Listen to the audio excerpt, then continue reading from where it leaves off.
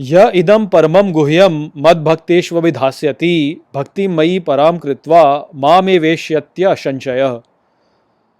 नमस्कार मित्रों, ये जो श्लोक है भगवद गीता के 18वें अध्याय का 68वां श्लोक है, जिसे हम आज गहराई से समझेंगे। तो आइए सबसे पहले इसके अर्थ को समझते हैं। तो जो श्लोक है वो कहता है, यह इदम परमम गुह्यम, अर्थात जो इस परम गहन को मद भक्तेष्वभिधास्यति, अर्थात मुझ से भक्तों में देता है, भक्तिमयी पराम कृत्वा, अर्थात मेरी परम भक्ति करके, मामेवेश्यत्य संशयः, अर्थात मुझे निश्चित ही प्राप्त करता है बिना संशय के। तो यहाँ पर श्री कृष्ण कह रहे हैं कि जो इस परम गहन ज्ञान को मुझसे मेरे भक्तों को देता है, वह मेरी परम भक्ति करके मुझे निश्चित ही प्राप्त करता है, इसमें कोई संदेह है ही नहीं। तो हम पहले ही जान चुके हैं कि इस संसार में हम जो कुछ भी कर्म करते हैं वह श्री कृष्ण को ही अर्पण है। भले ही हम इस बात को जाने या न जाने, किंतु हम जो कुछ भी करते हैं वह सब कुछ वास्तव में श्री कृष्ण को ही अर्पण है। और यहाँ पर अब श्री कृष्ण कह रहे हैं कि इन सभी अर्पणों में से जो सर्वोत्तम अर्पण है वह मेरे भक्तों को यह ज्ञान प्रदान करना है, क्योंकि जो ऐसी सेवा अर्पण करता है वह मुझको ही प्राप्त करता है। तो सर्वोच्च कार्य जो है वह वास्तव में इस ज्ञान को प्राप्त करना और फिर इस ज्ञान का वितरण करना ही है इस संसार में। तो ये जो बात है उसको हम इस प्रकार से समझ सकते हैं। देखिए, जैसे कि जो ज्ञान को बांटना होता है उसकी जो सबसे ऊंची सुंदरता होती है वो यह होती है कि ज्ञान को बांटने से ज्ञान कभी घटता नहीं है, बल्कि ज्ञान जो होता है उसमें वृद्धि ही होती है।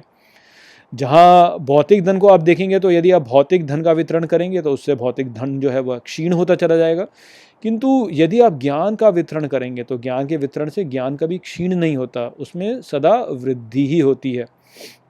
इसलिए जो भी इस ज्ञान को बांटता है वह निश्चित रूप से ज्ञान में वृद्धि ही कर रहा होता है, और जो भी हम अर्पण करते हैं वह ही हमें प्राप्त भी होता है। तो यदि आप धन अर्पण करेंगे तो आपको धन प्राप्त होगा, ये तो होता ही है कि जो भी आप श्री कृष्ण को अर्पण करेंगे वह ही आपके लिए वृद्धि करता चला जाएगा। तो यदि आप श्री कृष्ण को धन अर्पण करेंगे तो आपका धन जो है उसमें वृद्धि होती चली जाएगी। ठीक इसी प्रकार से यदि आप ज्ञान को अर्पण करेंगे तो आपका जो ज्ञान है उसमें वृद्धि होती चली जाएगी। तो अधिकाधिक इस ज्ञान को बांटने से व्यक्ति का ये जो ज्ञान है वह बढ़ता चला जाता है।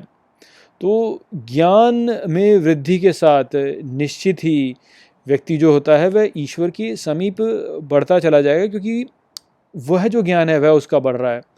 अब यहाँ पे कृपया ध्यान में रखें कि जो सच्चा अर्पण होता है, जो सच्ची भेंट होती है, वह वो होती है जहाँ पर कि उस भेंट के प्रति व्यक्ति उसकी अपेक्षा में कुछ और पाने की कामना नहीं करता, केवल ईश्वर को ही प्राप्त करना चाहता है।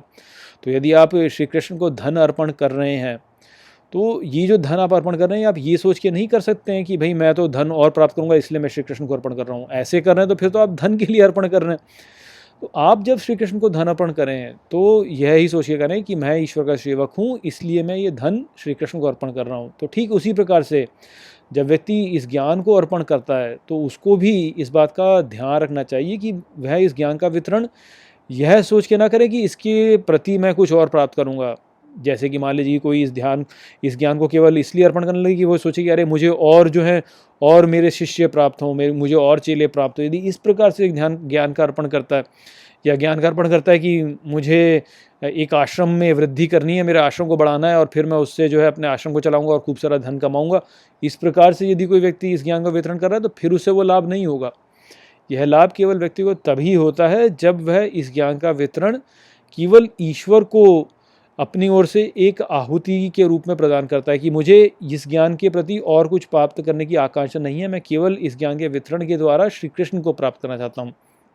जब व्यक्ति इस प्रकार से कार्य करेगा तभी वह श्री कृष्ण की ओर प्रगति करेगा। इसीलिए तो हमारे शास्त्रों में यही कहा गया है कि जो ब्राह्मण होते हैं, जो ब्रह्म की प्राप्ति के लिए कराते हैं, वह कभी भी अपना ज्ञान जो है वह धन के लिए या कुछ और पाने के लिए नहीं करते हैं। वह इसीलिए अपना जीवन यापन जो है केवल भिक्षा से ही चलाया करते थे। तो उनका धर्म ही ये होता था कि वह केवल भिक्षा से ही अपना जीवन यापन करें। क्यों? क्योंकि ये जो ज्ञान है उसको आप इसके बदले में कुछ नहीं ले सकते हैं। यदि आप इसके बदले में कुछ ले रहे हैं तो फिर तो ये ज्ञान नष्ट ही कर रहे हैं आप। इस ज्ञान में यदि आप वृद्धि चाहते हैं तो आपको ये ज्ञान देना होगा बिना कुछ पाने की कामना के द्वारा, कि आप केवल इस ज्ञान में वृद्धि करना चाहते हैं, दूसरों के लिए भी और स्वयं के लिए भी। केवल तब ही वास्तव में आपको ये लाभ होगा। तो इस प्रकार से जब कोई व्यक्ति इस ज्ञान का वितरण करता है, दूसरों को देता है कि भाई मैं ये ज्ञान दे रहा हूँ क्योंकि यह ही मेरा अर्पण है श्री कृष्ण के लिए, तो धीरे धीरे ऐसा व्यक्ति जो होगा वह श्री कृष्ण की ओर बढ़ता चला जाएगा। इसमें कोई संशय की बात ही नहीं है, ये होना ही है, होकर ही रहेगा। तो ये संदेश यहाँ पे श्री कृष्ण का था। आशा करता हूँ कि मैंने इस श्लोक को आपको अच्छे से समझा दिया होगा। चलिए इसी के साथ इस वीडियो को यहीं पे समाप्त करते हैं। नमस्ते।